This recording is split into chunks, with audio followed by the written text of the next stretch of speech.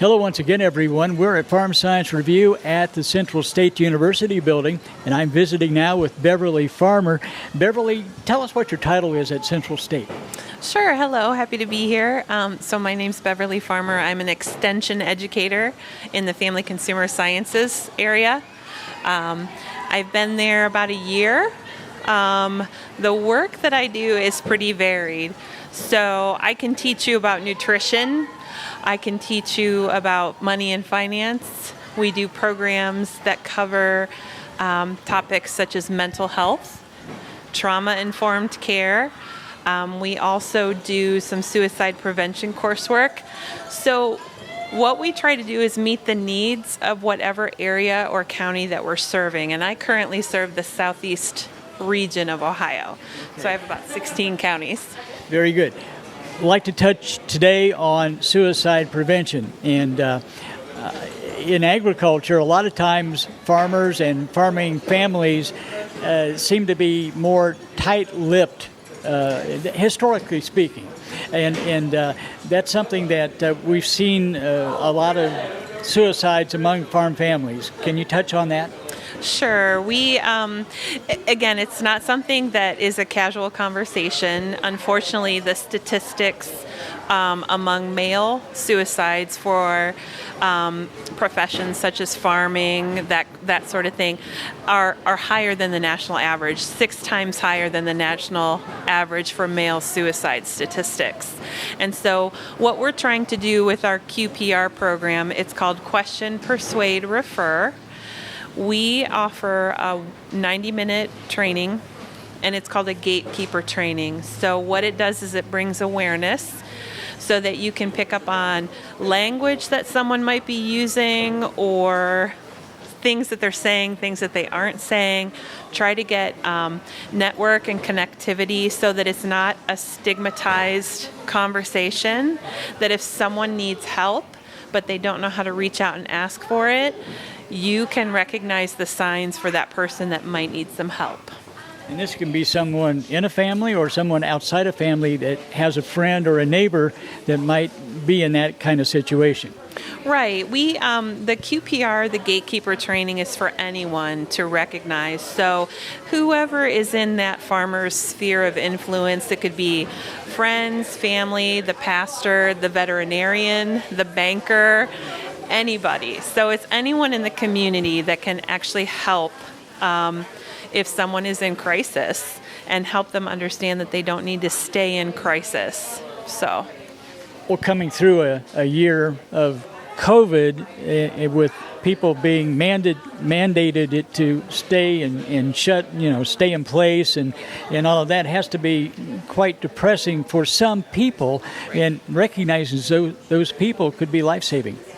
Right. And the thing is, too, to take things one day at a time. So I think there's been a collective stress with COVID. I mean, we're still feeling it because there are variants now coming through. So then there's the conversation about vaccine versus no vaccine, but then also trying to deal with the stress of the day-to-day. And I think if we treat each other as a community, we can help each other get through each day, each month, each year. It's been a stressful year. And so, again, we try to teach QPR in a way that is casual but important, like recognizing someone who's in crisis and being able to respond to that person. Because if you ask someone, how are you doing? What are you going to do when they say, I'm not doing so well? You need to do something with that. You never hear that, though. Right, you never hear that.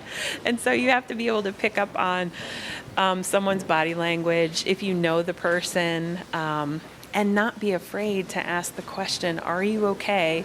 You get a response, you know that might not just be the truth or accurate or forthcoming, and you need to be able to ask again and just hold the space for that person to answer you, and make them feel comfortable enough, and then reach out again to let them know you're there to help them and to get them referred to the help that they need.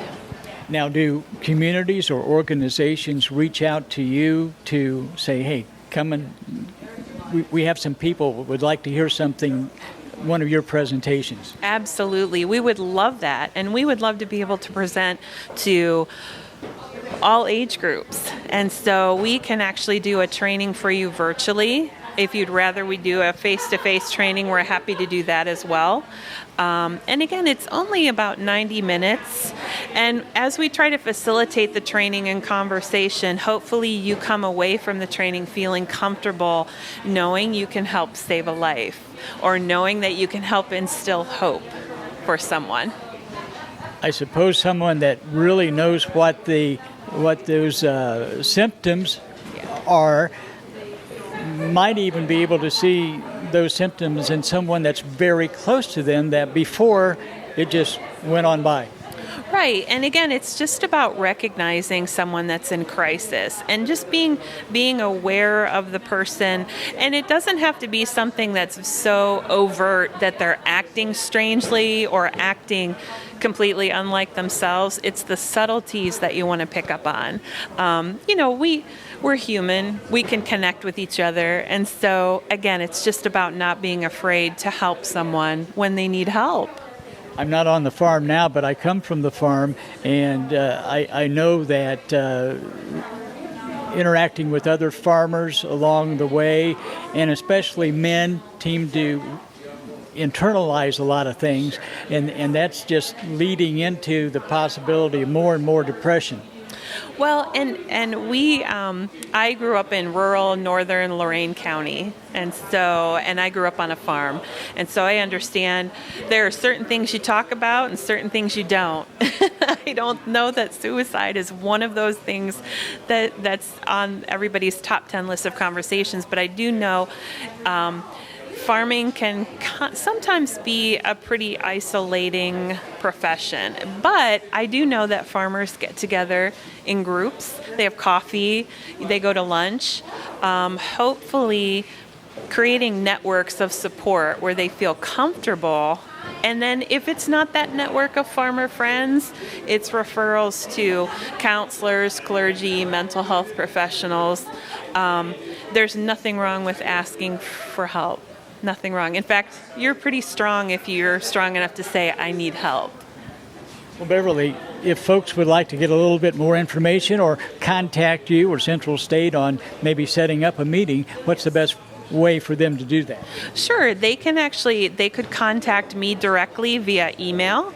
My email is bfarmer@centralstate.edu, and I can get them connected. Again, I'm in the southeast region of Ohio, but if somebody anywhere in Ohio would like this training, I can get you connected to colleagues that I work with, and we can present this. And again, we can present virtually or in person. Very good. Beverly, thanks for being with us. Sure, thanks. Happy to be here. Thank you. We've been visiting with Beverly Farmer of Central State University here at Farm Science Review. Stay with us. We'll be back with more right after this.